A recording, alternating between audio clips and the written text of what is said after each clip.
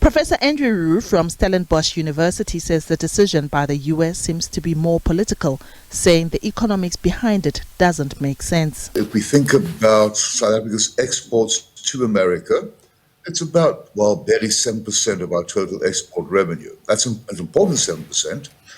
What's less clear is whether 30% tariffs applies to everything, or does it exclude some sectoral arrangements, such as platinum, titanium, other raw material?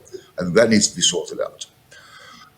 If we have a look at his argument that he wants to punish us, as it were, or force us to change our hand, because in his words, we impose very unfair tariffs on goods import from America, doesn't make sense either.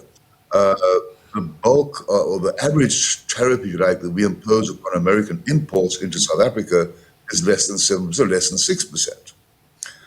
Then the derivation of the 30% doesn't make sense either.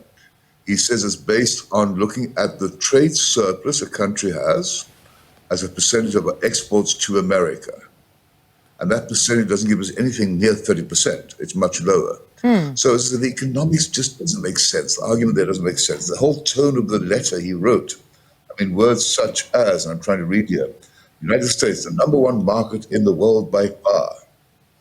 And it refers a bit later on, if for any reason you decide to raise your tariffs, whatever the number you choose to raise will be added onto the 30% we charge.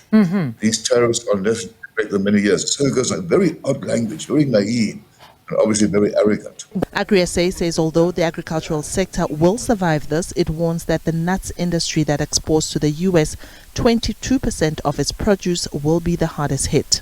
I would say as agriculture, we will survive, but industry-wise, there's meaningful impact on the short term. It's easy to say we need to diversify markets. In agriculture, it's not with a blink of an eye that you're going to diversify that market. It's going to take some time. So we need to have a different way. Now, I like the idea of, or the way that the minister said this.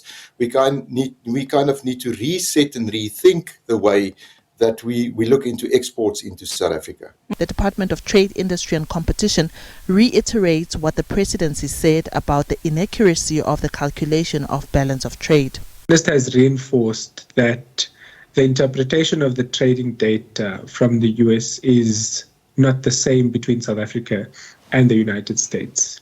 The bottom line is that the US sees a trade deficit of $9.1 billion, which we in South Africa don't agree with. We believe that figure to be a lot lower at just $1.2 billion US. And that is, at the end of the day, what the data tells us. Having that, taking that into consideration, the tariff line should be a lot lower than the 30% that the United States has proposed. Diabosito, SABC News, Johannesburg.